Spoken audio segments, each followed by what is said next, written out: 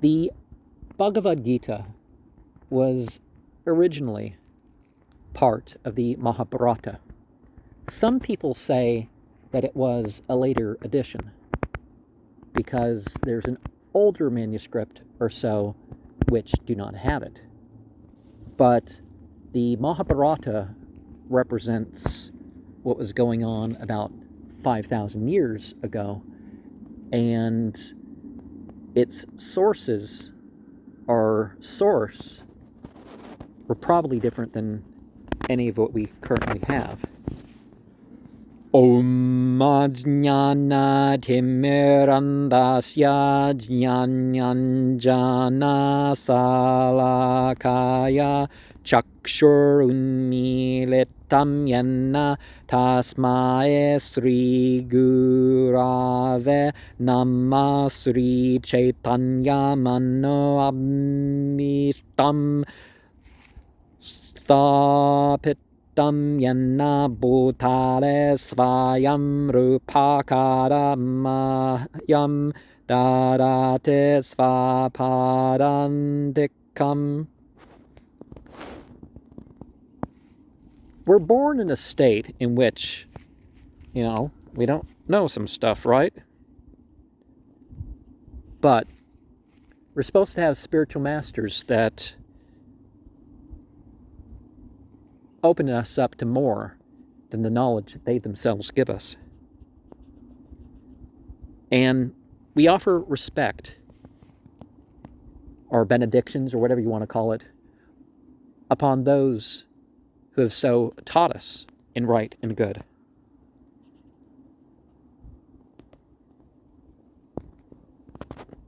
Srila Rupa Goswami Prabhupada established his mission in the material world to fulfill what he considered to be the desires of Chaitanya, as he was called, 500 years ago. And we ask for the accomplishment. We ask to be placed underneath the lotus feet.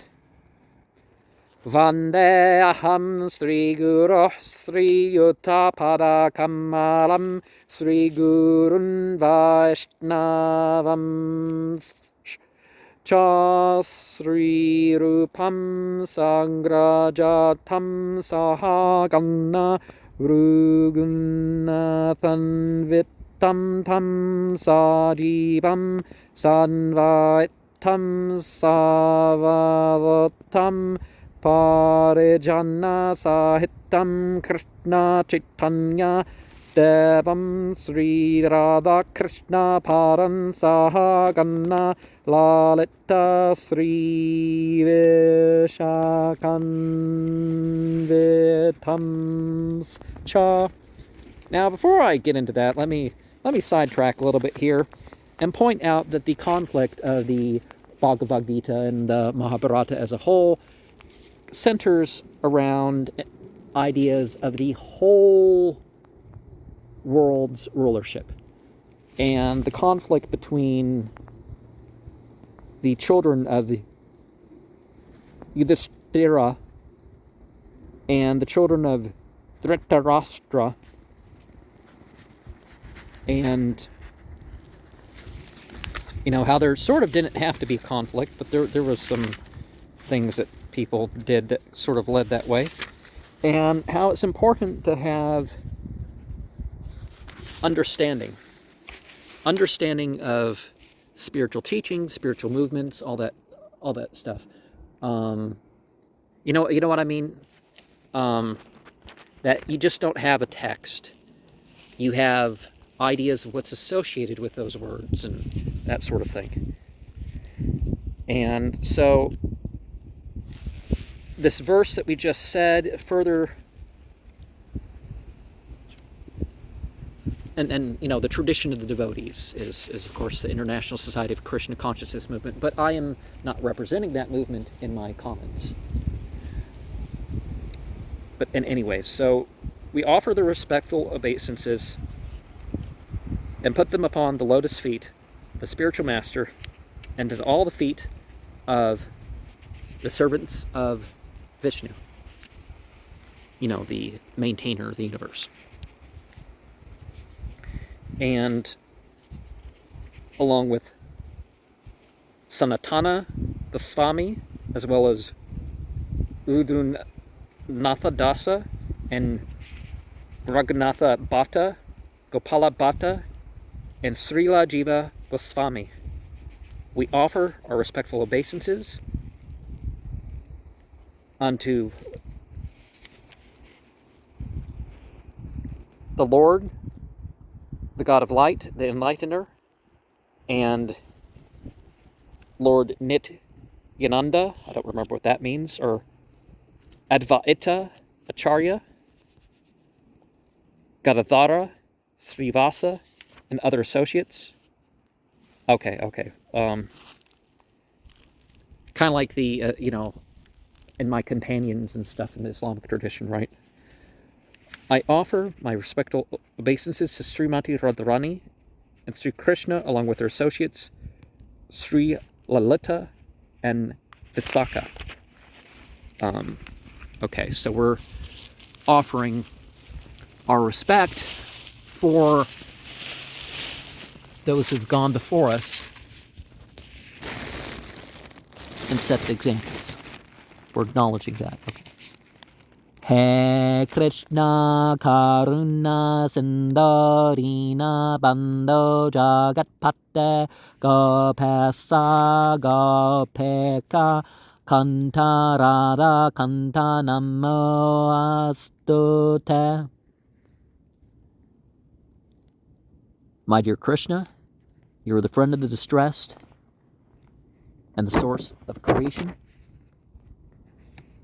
And I think I left out the comment of how the idea is just like the Christian doctrine of the Father and the Son being the same and whatever, and something you can extend to each human being, that, me in my particular incarnation, or however people are going to phrase that, I'm the same as the spirit that transcends the body. So sort of that doctrine. But just because somebody is known by a name of God doesn't mean they're a name of God. So, anyways, you're the master of the gopis and the lover of Radharani. I offer my respectful obeisances unto you. Tapta Kanchana Gaurange Radhe Vrindavanasvare Vrashamanu Sutedeve Pranamame Hare Preya. And so when we say Devis were, basically it's like an angel, right? And so we affirm our respects to Radharani, the chief wife of the prophet Krishna. I think it's more appropriate to think of Krishna as a prophet, but we'll get into that more later. His bodily complexion is golden, and is the queen of Vrindavana. You are the daughter of King Vrishabhanu, and you're dear to Krishna. Oh, okay, that's not the word. You're dear unto Hari. And as we pointed out before, Hari is the potency. Vancha kalpatarubhyascha kripa sindubhya avacha patiranam pavanamyo vaishnavamyo namo namah. And we express our respect and offer benedictions unto all the devotees of the Lord.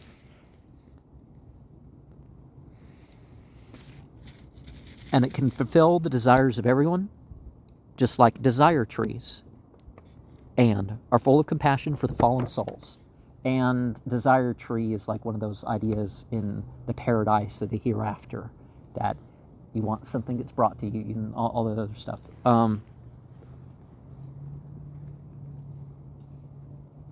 Sri Krishna Chaitanya Prabhu Nityananda Sri Advaita Gadadhara Sri Vasare Gaura Bhakta Vranda.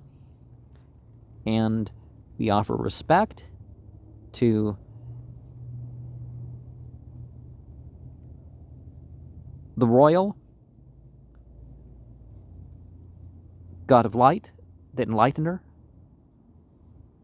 Prabhu Nityananda, Sri Advaita Gadadhara, Sri Vasa, and all others in the line of devotion.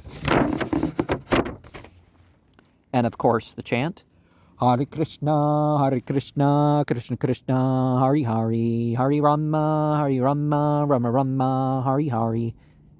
And the oldest version of that is Hari Rama, Rama Rama, Hari Hari, Hare Krishna, Krishna Krishna, Hari Hari. And the Bhagavad Gita is referred to as the song of the Upanishads. And some of the Upanishads, you can, the sit-down teachings, you can say them in such a way that, it is a song. But it's because so many people consider it so important of the Vedic literature. And it's one of the best examples of summarizing the teachings, especially when you understand it in certain contexts.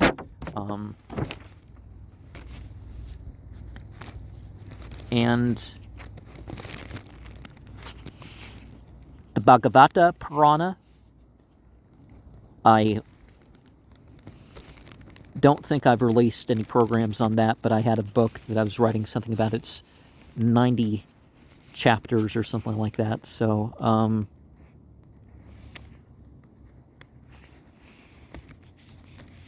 but the Bhagavad Gita is said to have come down through a chain from the sun, through the different names of God, you could say, and then through the light beings of the sun, and then various things, and then it went to Arjuna in conversation. And there's certain things that you can look at when you look at that and say, oh, if he's quoting divinity, this comes out totally different, right? Because we're supposed to think of this as not just regular speech, some rich guy and his chariot driver talking to each other, right? And what it's supposed to do is yoga, real yoga, not inappropriate clothing and bending over in front of mirrors and all this other stuff that people are doing. Yoga is religion. And it's about a connection. It's the right-hand path, as it's called. There is passive, active, as a friend, as a parent, as a conjugal lover. And remember that 5 stages of love that you sort of find in India. You got the servant master, and then you have the friend, and then you have the parent-child, and then you have the spousal, and then you have the socially inappropriate one. And the Krishna consciousness movement carries on the tradition that you just don't jump to the teachings about the socially inappropriate levels, because, that goes that. So just like Abraham, who's called the friend of God, Arjuna is likewise given that sort of thing. And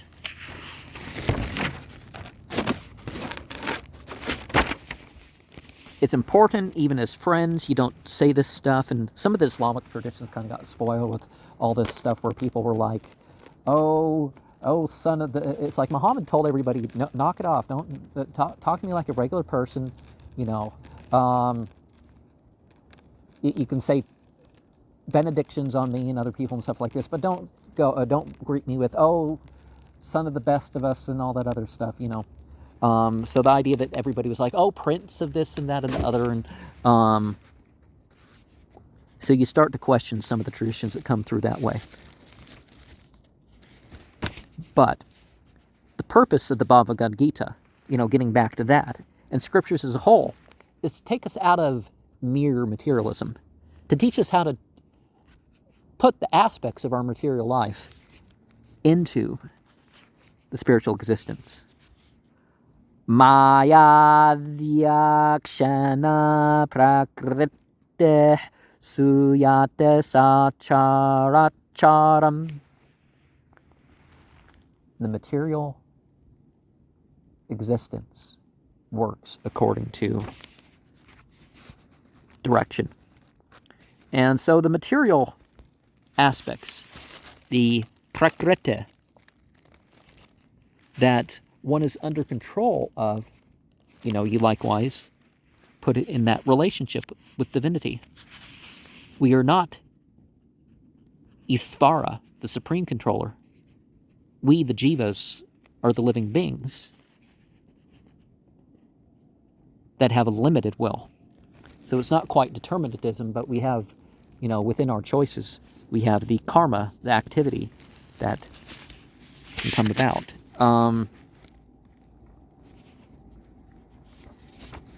And of course, we are in the realm of Kala, which is eternal time. And if you look at a lot of these names, you know, Vishnu isn't a god and Shiva isn't a god. It's like, well, what does it mean? So do you consider them separate deities or the same deity? You know, right?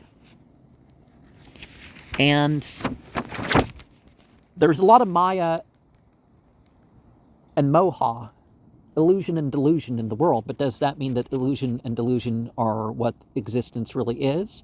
Our use of it, our, you know, what we've been convinced of it, perhaps not.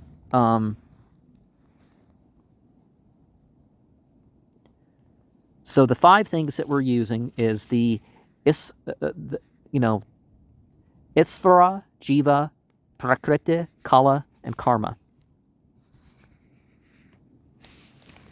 Karma is thought to be non-eternal, so that is not the focus. But then again, it's a way of thinking. It's what's done, right? So, anyways, there's a lot of talking about giving things up. Giving things up as far as the results. Doing things for themselves that you're going to come across. I'm just doing an introduction. I won't ramble on so much when I get to the real thing, right? The beginning of the Brahma Samhita. Samhita is another form of scripture. Purana is the Mahabharata is one of the at least 18 Puranas. They're epics. Samhita is another, you know, type of scripture that's been said.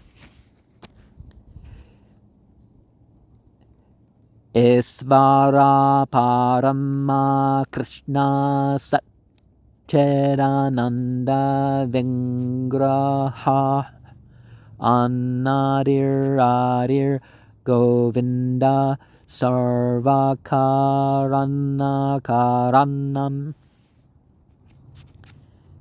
And so, the controller of cows, the all-attractive, is the cause of causes, the primal cause, the essence of eternity, knowledge and bliss.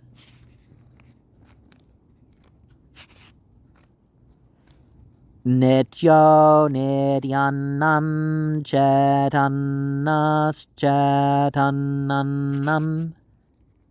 The Katha Upanishad 2:13.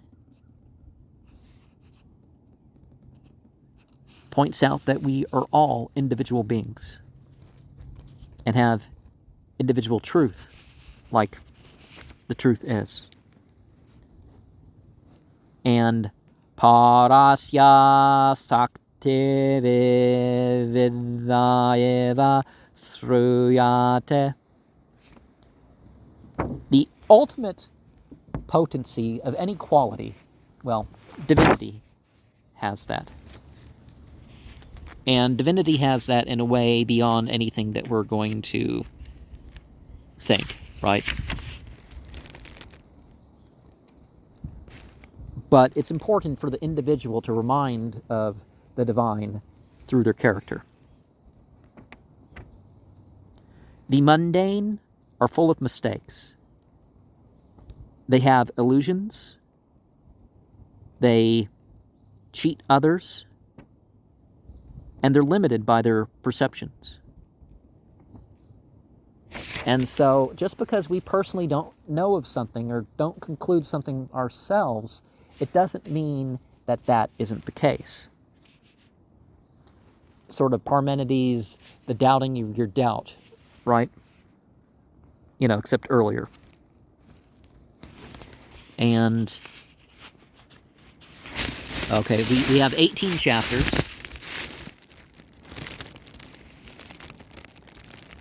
Of the Bhagavad Gita itself.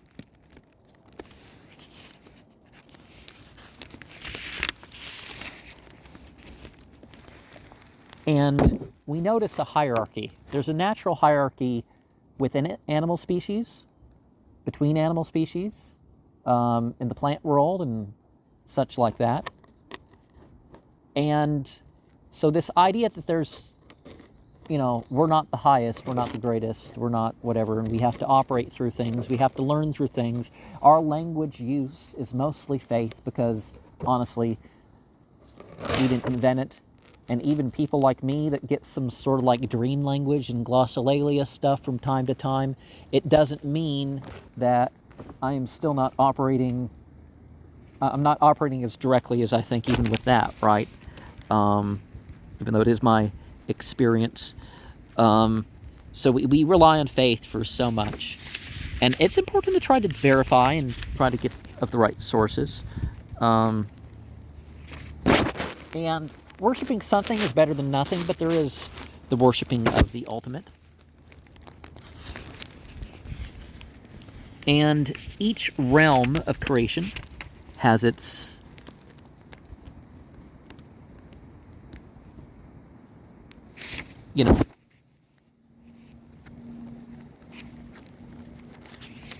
there's certain rules of nature, moral, ethical rules, etc., on the different planes. Trying to make my way out of mere Bhagavad Gita quotes because, the Vishnu Purana 6.761 says, Vishnu Sakte Para Prokta Kshatrajnakya Tatha Para Vidya Karma Samjnanya Tretiya Sakte Shate. So the pervading is such an entity that has diverse and incalculable, at least from our sphere, energies. But those who've been liberated by knowledge and have gone beyond that as souls make a study of these energies and break them into the parts of the potencies, the transcendence, the material,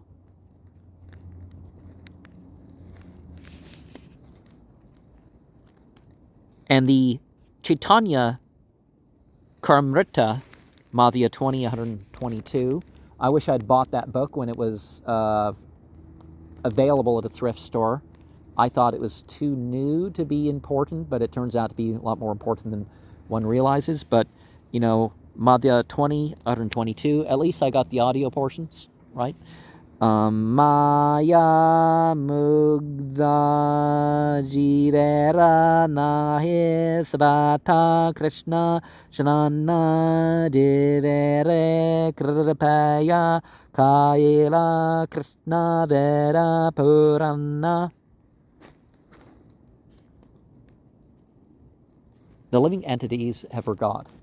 Just like people talk about the 5 false egos, it's not there's a problem with ego, it's the problem with the false aspects of the mental construction of your idea of reality. But they've forgot because of the conditioning,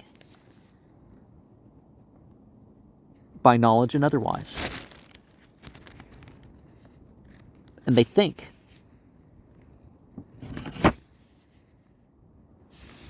But okay, there's different types of scriptural knowledge.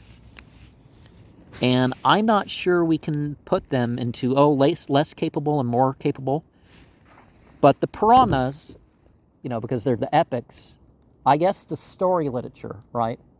Like in the Islamic world, if you only listen to the hadith about people after Muhammad and the stories of the sheikhs and stuff like this, then, I guess you can say they're putting that into less capable things. So the Mahabharata is, as far as the International Society of Krishna Consciousness is concerned, it's the best of the Puranas.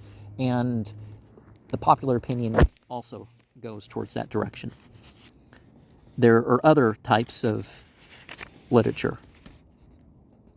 The Bhagavatam is considered to be the more important Purana. And then people have the Bhagavad Gita. And then people have the Chaitanya Charitamrita. And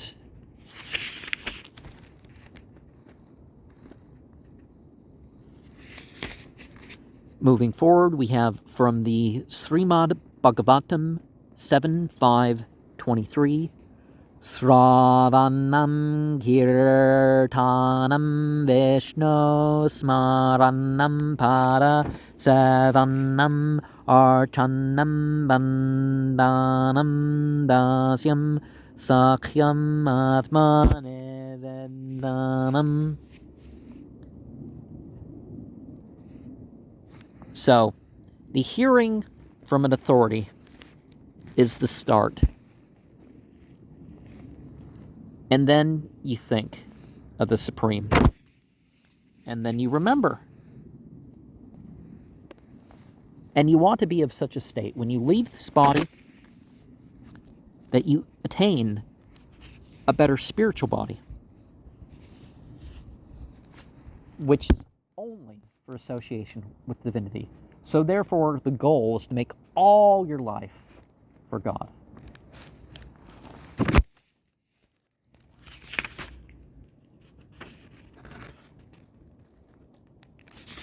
And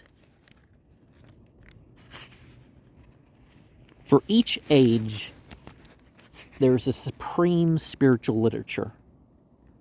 A spiritual literature that's going to leave you in such a state where you don't need any other spiritual literature. And I have my own opinion about the international scripture for the international age. But as far as Vedic tradition is concerned, the most popular opinion is the Bhagavad Gita. And by Vedic, I mean, in the Hindu languages. The Gita Mahatmya 3, Gita Sugita Kartavya Kim Anya Sastra Vistara Yasvayam Padmana Basya Mukha Padmad Vinisreta. And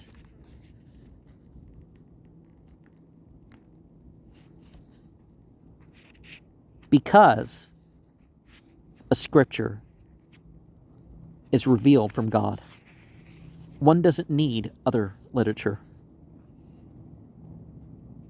One only needs to regularly go over and be attentive to it. In this age, people have become mundane. They don't have that spiritual devotion. And we need something that will suffice. Something that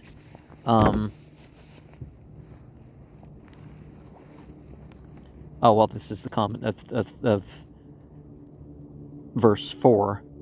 Bharatam Ratta Sarvasvam Vishnu Vaktryad Vinishrutam Gita Gangura Kampitva Punarjanmana Vinyate. And so, when you drink of the waters, you attain salvation. So what can you say if you drink of the nectar of the scriptures? The divine song, and I think of revealed scripture as divine song. I can think of whatever language we're looking at, that which really claims to be revealed sort of comes out as a song, right?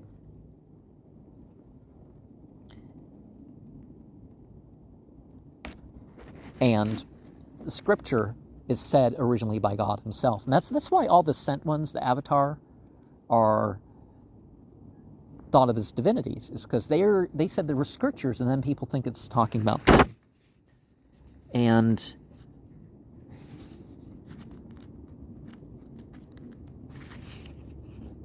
if we only come to the lotus feet, there's that idea, the tree of life and all that other stuff.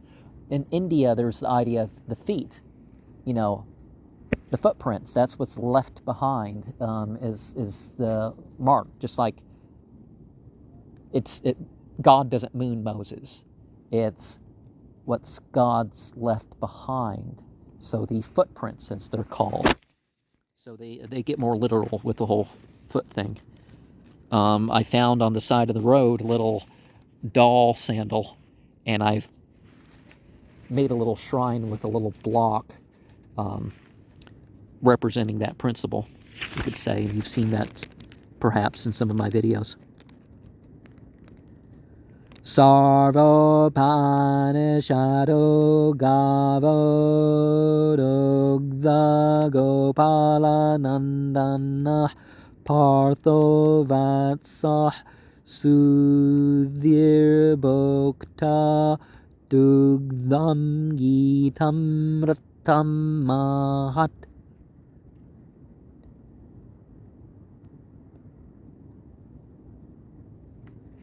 And we need a complete study. We need to realize that actual songs from God are more important than the rituals and the places of the rituals. We can wash with the sacred waters every single day. We can take spiritual baths all the time. Certainly pilgrimages and washing up for rituals and all that is important. But there's a higher thing. The Gita Mahatmya 7. Ekam sastram devaki putra gitam eko devo devaki putra eva eko mantrastasya namane yane karmapya ekam tasya devasya seva. Let there be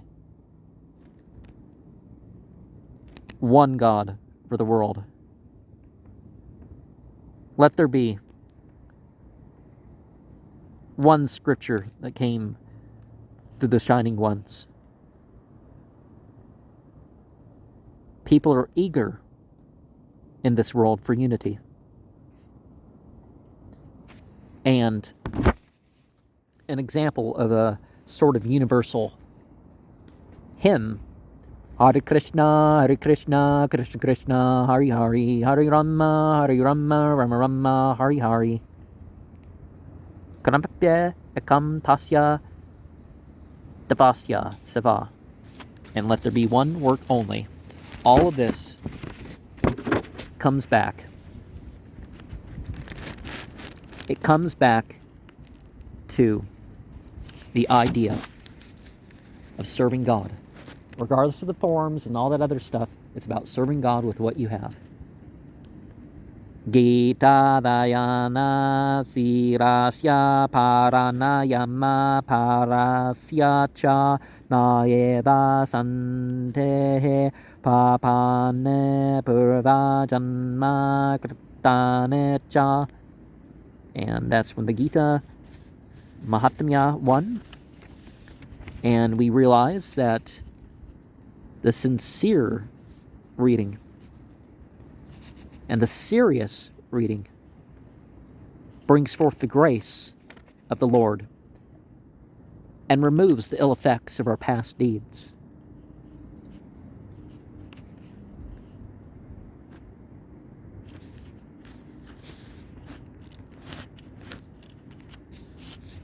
And what people think of religion, maybe it's something to be,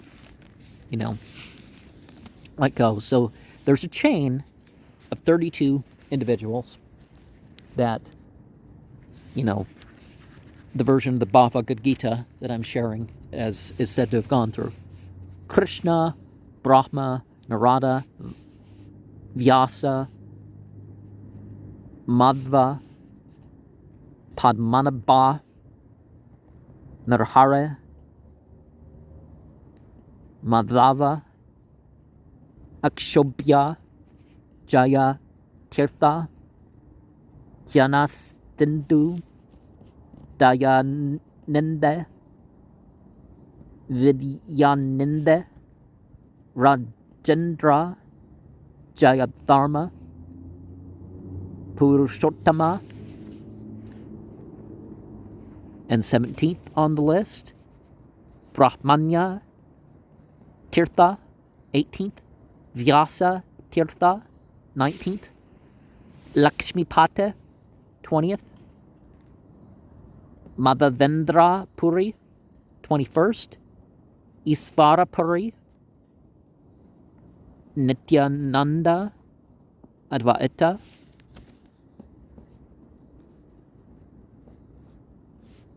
so those last four names is 21st. The spiritual master known as Chaitanya, and then Rupa, Svarupa, Sanatana, 24th, Raghunatha, or Jiva, 25th, Krishnadasa, 26th, Narottama, 27th, Visvanatha, 28th, Baladeva, or Jagannatha, 29th, Bhakti Vinoda, 30th, Gaura Kisora. And is this the point where they go from the text itself? Because one of the points is, the text itself.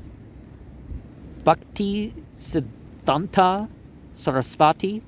And then 36, A.C. Bhaktivedanta Swami Prabhupada.